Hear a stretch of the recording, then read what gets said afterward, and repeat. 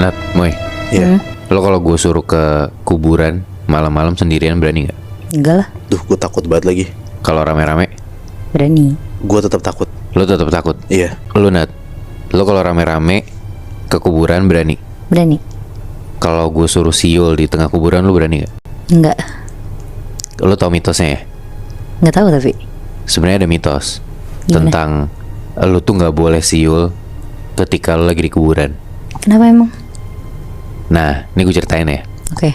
Jadi kejadiannya tuh sekitar tahun 2003-2004 di daerah Boyolali. Ada satu kepercayaan di masyarakat itu, khususnya di Jawa ya, di masyarakat Jawa. Kalau seseorang yang meninggalnya di malam Jumat Kliwon atau di hari Jumat Kliwon itu, jenazahnya tuh harus ditungguin selama paling cepat 7 hari 7 malam. Karena lu sering kan, Moy, ingat cerita-cerita gue yang kalau misalkan lu pesugihan, lu tuh mesti pakai tumbalnya orang yang meninggal di Jumat Kliwon. Iya. Iya. Atau lu ngelakuin Jumat Kliwon. Nah, takutnya jenazah yang baru meninggal di hari Jumat Kliwon itu dipakai untuk pesugihan ini. Kayak ada pencurian-pencurian mayat atau kain kafan atau apapun itu. Makanya mayatnya ini atau jenazahnya ini yang baru dikubur harus ditungguin gitulah. Iya. Nah, biasanya di kampung di Boyolali ini, kegiatan nungguin jenazah ini atau nungguin kuburan ini tuh diserahin ke pemuda-pemuda yang ada di kampung itu. Jadi keluarga yang salah satu anggota keluarganya baru meninggal ngehubungin kayak anak karang taruna gitulah buat bantu jagain. Oke. Terus kayak mereka dikasih sesuatu, kayak dikasih makan atau dikasih upah atau apalah segala macam. Iya. Nah, ini kejadiannya di tahun 2003-2004an itu ada satu cowok, kita sebut aja namanya Basri ya. Basri ini tuh orang yang cukup dituakan lah di Karang Taruna daerah situ. Kayak ya agak-agak ketua Karang Taruna lah. Nah, Basri ini disuruh buat bantuin sama satu keluarga yang kebetulan yang meninggal itu adalah istri si bapak ini. Jadi ada seorang bapak-bapak udah cukup tua. Nah, anaknya mapan jadi perantauan gitu. Jadi kayak dia tinggal cuma sama istrinya, dan ketika istrinya meninggal di Jumat Kliwon ini, dia minta tolong buat Basri jagain kuburannya.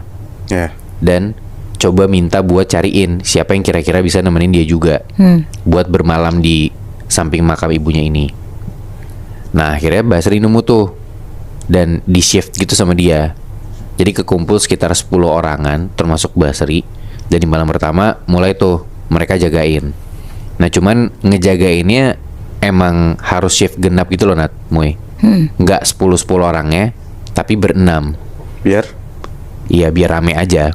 Cuman nggak sampai 10 orang ya, keramaian kan. Cuman ya nggak yang kayak berdua bertiga doang. Berenam biar ya ada shift-shiftan juga gitu lah. Oh, berarti maksudnya nggak ada alasan khusus kenapa harus segitu kan? Nggak ada. Oh, iya.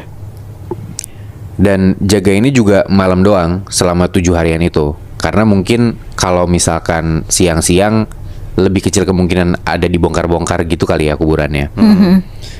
Udah tuh jagain malam pertama aman-aman aja, sampai ke malam ketiga pun semua aman-aman aja. Nah, mereka itu jaga shiftnya kan genap ya tadi gue bilang. Iya. Jadi mereka tuh kayak bikin tenda gitu di samping makamnya ini. Terus ganti-gantian tuh, ada yang tidur, ada yang ya tetap bangun buat jaga-jaga di sekitaran situlah. Nah, di malam ketiga ini ada temennya Basri yang namanya tuh Eko. Si Eko bilang, kamu nggak ngajak Idang aja buat bantuin kita, biar nggak nganggur terus tuh si Idang.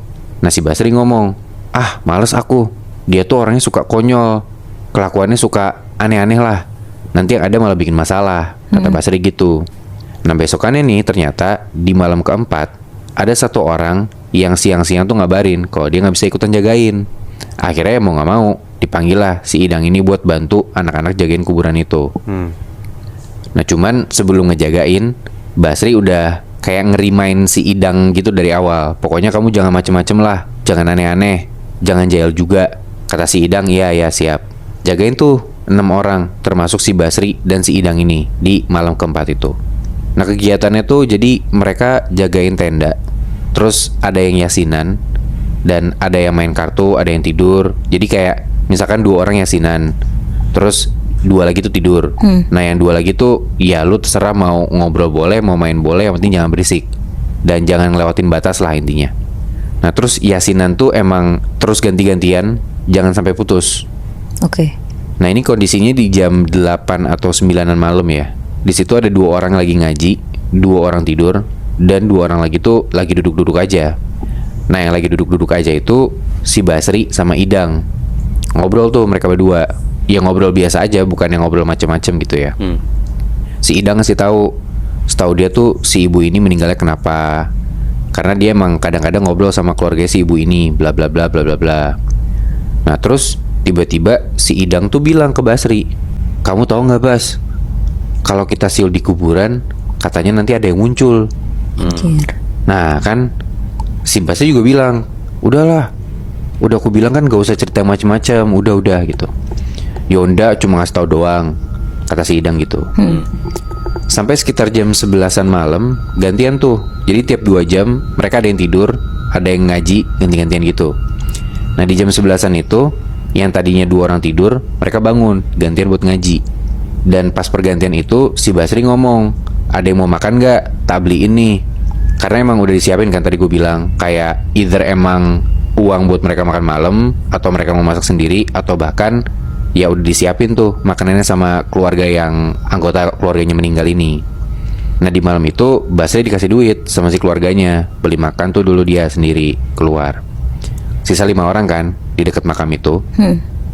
Nah 2 orang yang tadinya ngaji, 1 tuh tidur, dan yang 1 lagi mau ke kamar mandi. Jadi di kuburan ini tuh di bagian ujungnya kayak ada tempat toilet gitu loh, buat orang buang air. Udah tuh 1 pergi ke sana, sisa 4 orang kan. Yang 1 tidur, 2 orang lagi ngaji, si 4 orang ini. Nah si Idang itu tuh diajak buat ngaji juga, cuman dia nggak mau. Dia bilang ya ngaji dia nggak fasih lah intinya. Toh si Idang juga diajak ke sini emang cuman buat bantu jagain doang, bukan buat ngaji atau buat apa. Ya wes gak apa-apa kata temennya. 2 orang ngaji, 1 orang tidur, dan 1 orang lagi Idang bengong doang. Gak lama tiba-tiba nih Nat Moy, si Idang ini tiba-tiba siul. Anjing. Aduh. Gitu dia.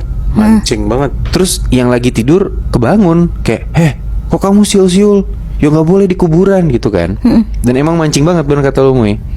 Terus si Idang tuh pembelaannya kayak cuman ya abis bingung, dia bosan gak ada yang diajak ngobrol. Kan goblok banget ya. Iya. Gila. Yang 2 lagi tuh ngaji kayak cuman sambil nengok doang. Terus udah tuh lanjut ngaji lagi.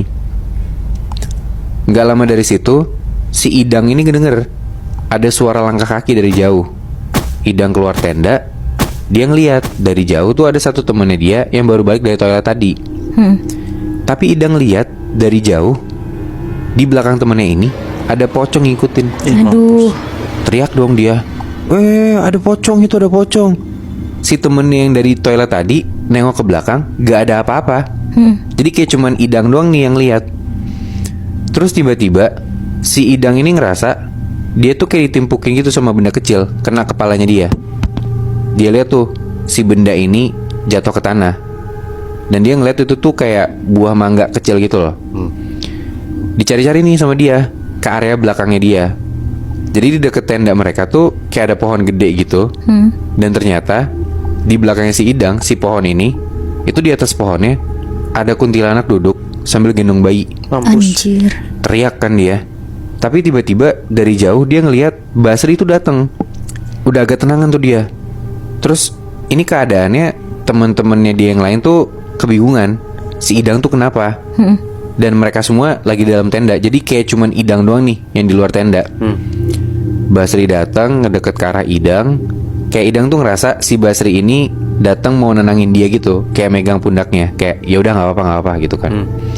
Tapi tiba-tiba si Idang ngelihat Basri ini mukanya berubah jadi genderuwo. Dan tiba-tiba kayak mau nyekek Idang gitu loh. Gila.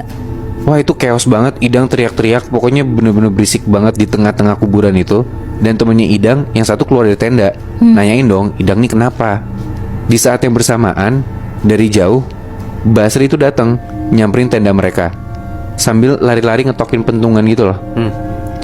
Idang udah sampai, dan anehnya makhluk-makhluk yang tadinya dilihat Idang tuh perlahan-lahan hilang.